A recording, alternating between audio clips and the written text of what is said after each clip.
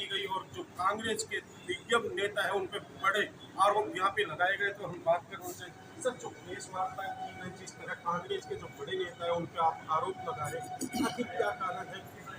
मैं बेहद दुखी हूँ मध्य प्रदेश में कांग्रेस की खस्ताहाल स्थिति को देखकर। मैं गांधीवादी विचारों से जुड़ा हुआ व्यक्ति हूँ। इंदिरा गांधी का बहुत अधिक मानता हूँ, एक देवी के रूप में मानता हूँ। क्यों?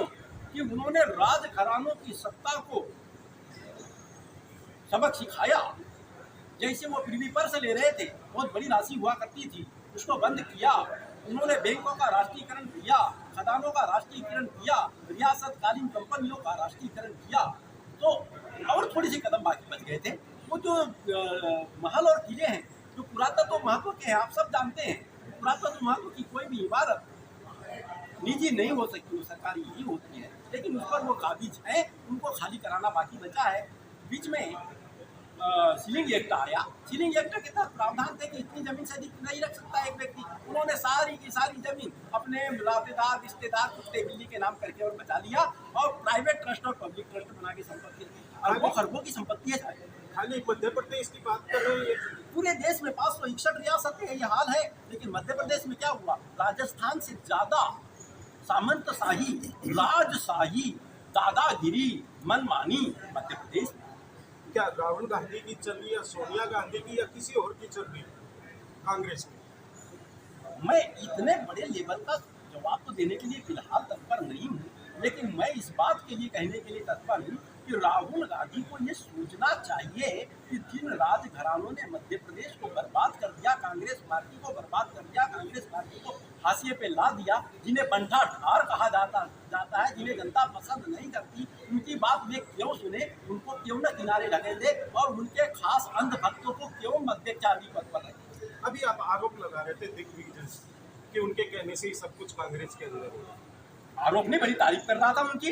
बड़े बलशाली नेता हैं, वो जो कहते हैं वही होता है। उन्हीं के कहने से राहुल गांधी नेता प्रतिपक्ष बने, उन्हीं के कहने से पदयात्रा की, उन्हीं के कहने से उन्होंने रायबरेली अपने पास रखा, वायनाड छोड़ा। वो तो यही तारीफ कर रहे हैं। उन्हीं के कहने से मध्य प्रदेश विधानसभा चुनाव के पहले स्क्रीनिंग कमेटी के अध्यक्ष दूसरे राजा अलवर के राजा को बना दिया जाता है, पॉल पटेल जी को। उन्हीं के कहने से जब विधानसभा चुनाव में हार जाते हैं तो वहाँ मध्य प्रदेश में कांग्रेस को सुधारने के लिए भंवर जितेंद्र सिंह जी को प्रभारी बना दिया जाता है। कितने तारीफ के लायक के नेता हैं, वाह!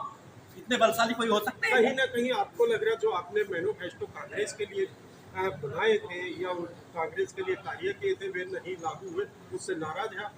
देखिए, मैं कौन होता हूँ नाराज होने वाले?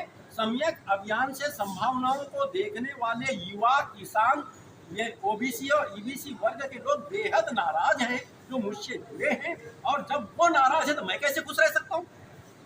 कहीं ना कहीं टैक्स की भी आपने बात की कि टैक्स की भी चोरी आज भी की जा रही है। ये तो सबको पता है, टैक्स की चोरी हो रही है। 105 एकड़ में स्थापित महल अगर 1 रुपए टैक्स नगर को न दे, नगर निगम को, तो क्या मानेंगे? और दे रहे होंगे, अगर मेरे को पता नहीं होगा तो मुझे माफ कर दीजिएगा।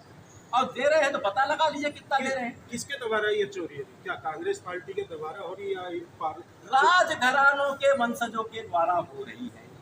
तो अब आज की प्रेस वार्ता से कांग्रेस पार्टी को या देशवासियों को क्या संदेश आप देना? मैं चाहता हूं कि मध्य प्रदेश जैसे राज्य में किसी भी राजघराने के सदस्य को कांग्रेस में नेतृत्व लेवल पर न रखा जाए।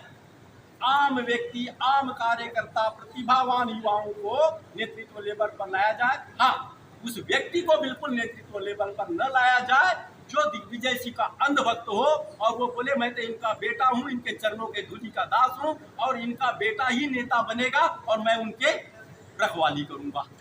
तो यहाँ पे हमने बात की जिस तरह जो कांग्रेस के बड़े नेता है उन पे आरोप भी लगाए गए और अब देखना होगा कि इनकी बातों पे कांग्रेस पार्टी ध्यान देती है कि नहीं।